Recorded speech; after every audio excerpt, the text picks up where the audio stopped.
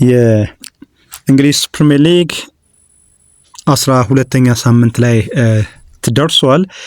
በእንግሊዝ ፕሪሚየር ሊግ 12ኛ ሳምንት በተለይ የጨዋታ እውነቶችን ስንመለከት በዚህ ሳምንት ብዙ ያተረፉ ቡድኖች አሉ። ቼልሲ በተለይ ሁለተኛ ደረጃ የተቀመጠበት ውጤት በርንሌን 2-0 ያሸነፈበት ሁነት ማስታወስ ይቻላል።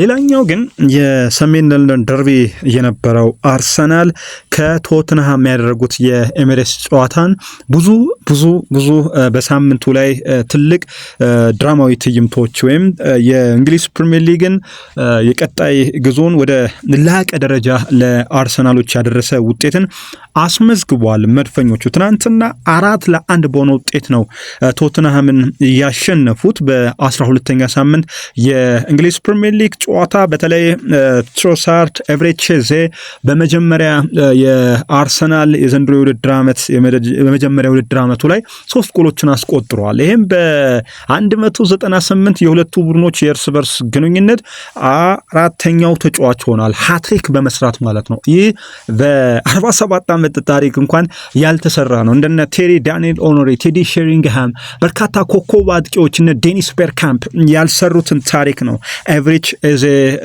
ይህንን ታሪክ ወይም በአርሰናል ምንም የማይሻር በወርቃማ ብዕር ውስጥ የተጻፈው በሰሜን ለንደን ደርቢ ኤቨሬቺዜ 4ኛው ታሪካዊ ተጫዋች ሆኗል።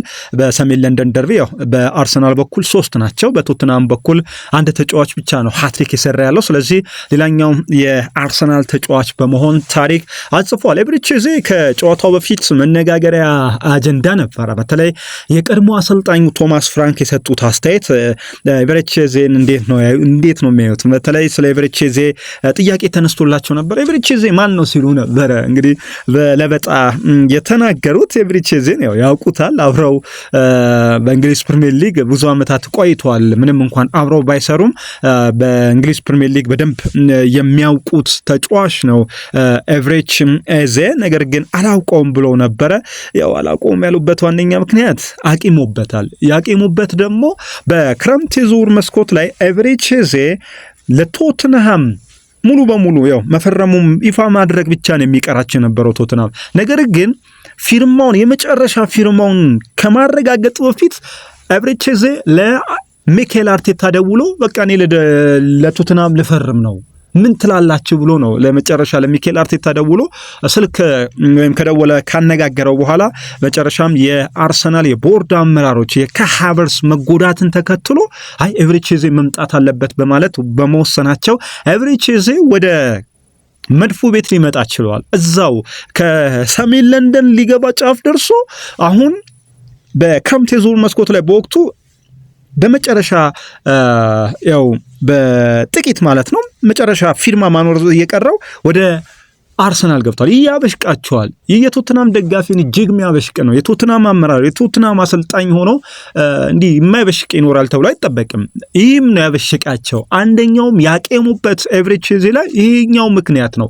ይህም ምክንያት በመያዝ ነው ማነው ኤቨሬቺዜ በማለት የለበጣ ሀሳባቸውን የገለጹት። ነገር ግን ኤቨሬቺዜ እኔ ነኝ በማለት ነው ኤቨሬቺዜ 3 ጎሎችን በማስቆጠር ሃትሪክ በመስራት ሰሜን ለንደን ታሪክ 4ኛው ተጫዋች በመሆን ኤቨሬቺዜ ማን እንደሆነ ለቶማስ ፍራንክ ለአርሰናል ደጋፊዎች ለዓለም ሕዝብ ብቃት እንዳለው አስመልክቷል። ኤቨሬቺዜ በጣም አዝናኝ ተጫዋች ነው። በነገራችን ላይ የአጨዋወት መንገዱ ከብራዚላውያን ተጫዋቾች ጋር የሚመሳሰል ኪል አለው።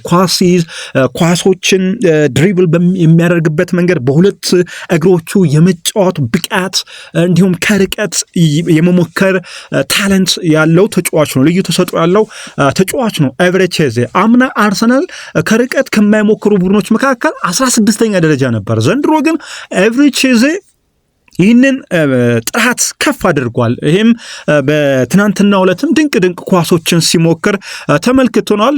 የትሮሳርድ በተለይ የመጀመሪያ ጎል ካስቆጠረ በኋላ 3ቱ የኤቨሬቺዜ ጎሎች እጅግ አስገራሚ ነበሩ። ለዚህም 4 ጎሎች ሲቆጠሩ በአርሰናል በኩል መዘንጋት የሌለበት ተጫዋች አለ።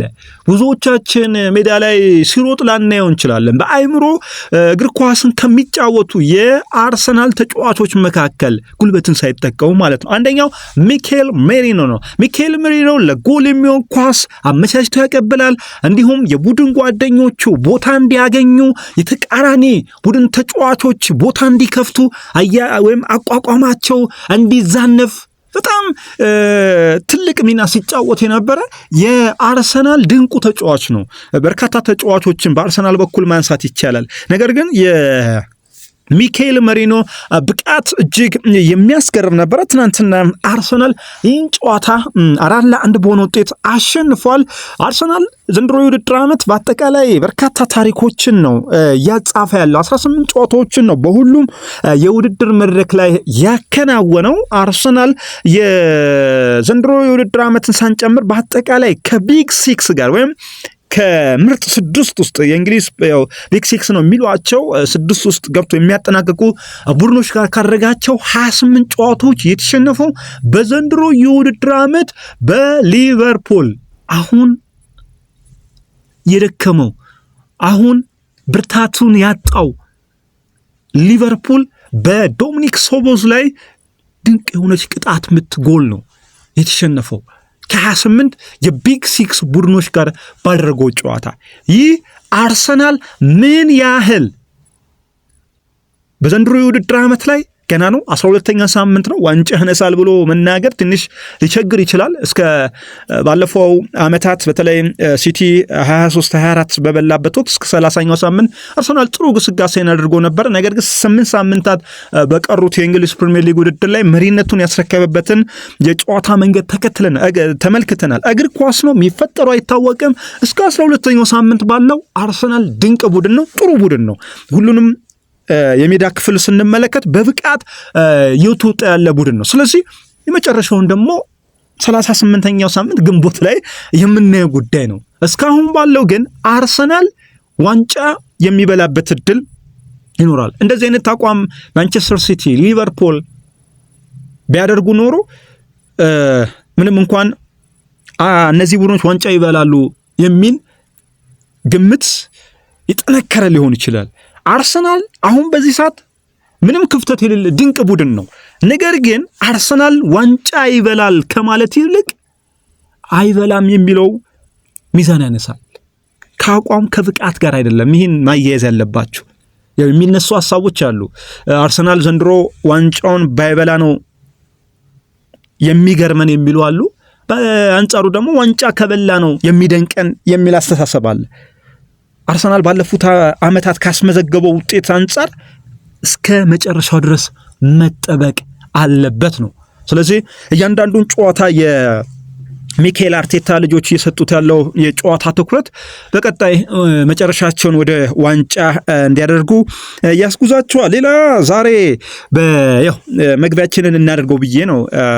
ይህ የ12ኛ ሳምንት ግዙፉ ጨዋታ ስለነበረ በ12ኛ ሳምንት ዛሬ የመጨረሻ አንድ ጨዋታ ይደረጋል። ምሽት 5 ሰዓት ኦልድ ትራፎርድ የሚደረግ ጨዋታ ነው። ማንቸስተር ዩናይትድ ከኤቨርተን የሚያደርጉት ጨዋታ ነው። ኤቨርተን ወደ ማንቸስተር ዩናይትድ ሜዳ ሄዶ ያሸነፈው 2013 ላይ ነው። 2013 አሰልጣኝ ዴቪድ ሞይስ፣ ሰር አሌክስ ፈርጉሰን ከማንቸስተር ዩናይትድ ከወጡ በኋላ ማንቸስተር ዩናይትድን የተረከቡት አሰልጣኝ ዴቪድ ሞይስ ነበሩ። በዴቪድ ሞይስ ማንቸስተር ዩናይትድ እየተመራ በኤቨርተን በሜዳው ላይ ተሸንፏል። ከዛ በኋላ ግን ኤቨርተን ወደ ኦልድ ትራፎርድ መጥቶ ማንቸስተር ዩናይትድን አሸንፎ አያውቅም። ያን ብቻ አይደለም፣ በ32 ዓመት ታሪክ 2013 ላይ ያሸነፋትን ታሪክ ነው በጉልህ የምናነሳው። ስለዚህ አሁን ኤቨርተን ምንም እንኳን 13ኛ ደረጃ ላይ ይገኛል። ዴቪድ ሞይስ ወደ ኤቨርተን ከመጡ በኋላ ወደ ቀድሞ ቡድናቸው ከመጡ በኋላ ጥሩ መሻሻል እያሳየ ያለ ቡድን ነው ኤቨርተን። ከሰር አሌክስ ፈርጉሰን ወደ መውጣት በኋላ ወደ ማንቸስተር ዩናይትድ ከመጡ ቀዳሚ አሰልጣኞች መካከል ዴቪድ ሞይስ ናቸው። በሳቸው ዘመን ማንቸስተር ዩናይትድ ውጤት አልባ ነው። አሁንም ደግሞ ውጤታማ ለመሆን እየተንገታገተ ያለ ቡድን ነው። ያ የቀድሞ ቡድናቸው ትተውት የሄዱትን ቡድን ነው ዛሬ የሚገጥሙት። በማንቸስተር ዩናይትድ በኩል ጥሩ ነገር ማንሳት የሚቻለው ያለፉት 5 ጨዋታ አልተሸነፈም። 3 ጨዋታዎችን አሸንፈዋል። 2 የመጨረሻ ኖቲንግሃም ፎረስት ቶተንሃም ጋር ያደረጋቸውን ጨዋታዎች በአቻ ውጤት አጠናቋል። ለሩበን አሞሪም በጣም በጎ ነገር ነው። ሩበን አሞሪም በዘንድሮ የውድድር ዓመት 5 ተከታታይ ጨዋታ ሳይሸነፉ የሄዱበትን ጉዞ ነው እየተመለከተን ያለ ነው። ዛሬስ ምሽት 5 ሰዓት ላይ በሚደረገው ጨዋታ ለ6ኛ ጊዜ ሳይሸነፉ ከሜዳ ይወጣሉ የሚለው የሚጠበቅ ነው። በማንቸስተር ዩናይትድ በኩል እንደ በጎ የምናነሳው የሊቻ መመለስ ነው። ሊሳንድሮ ማርቲኔስ ልባሙ ተከላካይ ቁመቱ ቢያጥርም ያው ልቡ ረዥም ነው ይሉታል የማንቸስተር ዩናይትድ ደጋፊዎች። ይህ ለማንቸስተር ዩናይትድ በጎ ነው። የተከላካይ ስፍራውን ያጠናክራል። ይህ ተጫዋች ወደ ሜዳ የሚገባበት እድል መኖሩ አንደኛው ጥሩ ነገር ነው። ኮቢ ማይኖ፣ ማቲያስ ኩኛ አጠራጣሪ ነው። ልምምድ ላይ ጉዳት አጋጥሞታል። ይገባል አይገባም የሚለው በመጨረሻ ሰዓት የሚታወቅ ጉዳይ ነው። ማቲያስ ኩኛ በነገራችን ላይ ማንቸስተር ዩናይትድ ሁሌም ከፍታ ላይ መሆን ያለበት ቡድን ነው። ይህንንም ለማምጣት ነው ወደ ማንቸስተር ዩናይትድ የመጣሁት፣ ይህም እንዲመጣ ፍላጎቴ ነው ሲል ማቲያስ ኩኛ አስተያየቱን ሰጥቷል። በዛሬው ጨዋታ ይኖራል አይኖርም የሚለው ሰዓቱ ሲደርስ የምንጠብቀው ጉዳይ ነው። ሌላ በማንቸስተር ዩናይትድ በኩል በመጥፎ የሚነሳው ጉዳት ዜናዎች ናቸው። የሃሪ ማጓየር የቤንጃሚን ሼሽኮ ጉዳት ላይ መሆን ምናልባት ማንቸስተር ዩናይትድ አማራጮችን ከተጫዋቾቻቸው እንዳያገኙ ያደርጋቸዋል።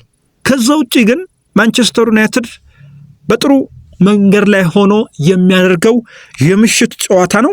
ማንቸስተር ዩናይትድ አሁን በ18 ነጥብ 10ኛ ደረጃ ላይ ተቀምጧል። ይህን ጨዋታ የሚያሸንፍ ከሆነ ነጥቡን ወደ 21 በማሳደግ 5ኛ ደረጃ ላይ መቀመጥ ይችላል። ይህንን በቀጣይ ማንቸስተር ዩናይትዶች ያደርጋሉ የሚለው የሚጠበቀው ሁነት ነው። የኢትዮጵያ ፕሪሚየር ሊግ 7ኛ ሳምንት ነገ ይደረጋል። አዲስ አበባ ስቴዲየም ወላይታ ዲቻ ከወልዋሎ ዓዲግራት ዩኒቨርሲቲ ነው የሚጫወቱት። ወላይታ ዲቻ 19ኛ ደረጃ ላይ ነው የሚገኘው። ወልዋሎ ዓዲግራት በ1 ነጥብ 20ኛ ደረጃ ላይ ተቀምጧል። ወላይታ ዲቻም የ2 ነጥብ ነው ያለው፣ 19ኛ ደረጃ ላይ ነው የተቀመጠው። ሐዋሳ 2 ጨዋታዎችን እንመለከታለን። አዳማ ከተማ ከባህር ዳር ከተማ፣ ኢትዮጵያ መድን ከነገሌ አርሲ የነገ የ7ኛ ሳምንት የሚጀምሩ ጨዋታዎች ናቸው። በቀጣይ ያው በዚህ ሳምንት ከሚደረጉ ታላላቅ ጨዋታዎች መካከል አንደኛው ፋሲል ከነማ ከሐዋሳ ከተማ የሚያደርጉት ጨዋታ ይጠበቃል። ሁለቱም በመሪ ደረጃ ላይ ያሉ ቡድኖች ናቸው። ሐዋሳ 13 ነጥብ፣ በአንጻሩ ፋሲል ከነማ 12 ነጥብ ሰብስቧል። ከድሬዳዋ ጋር ያደረገው ጨዋታ ብዙ የስፖርት ቤተሰብ አድናቆትን የቸረው የጨዋታ መንገድን ያሳየው ልክ በየርገን ክሎፕ የርገን ፕሬስ እንደሚባለው በሃይ ኢንቴንሲቲ በደንብ ተጭኖ በመጫወት ተቃራኒ ቡድን ላይ ኳስን በመቆጣጠር ተቃራኒ ቡድን ላይ ጫና በማሳደር ሙከራዎችን በማድረግ ጥሩ ጊዜን አሳልፈዋል። ያው ነጥቡ አቻ ነው የተጠናቀቀው 0-0 በሆነ ውጤት።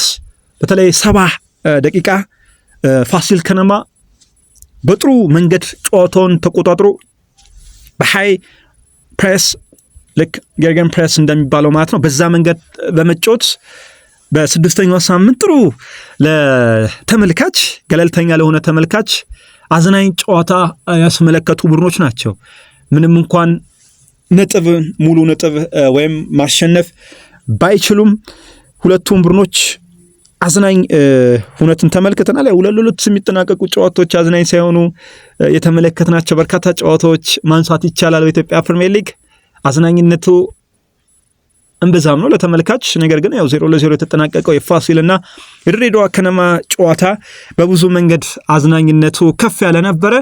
7ኛ ሳምንት ፋሲል ከነማ ከሐዋሳ ከተማ የሚያደርጉት ጨዋታ ማን ሊያሸንፍ ይችላል? ግምቶቻችሁን አስቀምጡልን። በነገራችን ላይ የአውሮፓ ሻምፒየንስ ሊግ ማክሰኞና ሮብ ተጠባቂ ጨዋታዎች ይደረጋሉ። የትኞቹን ጨዋታዎች እናስተላልፍላችሁ? በእኛ ምርጫ አርሰናል ከባየር ሙኒክ ብለናል።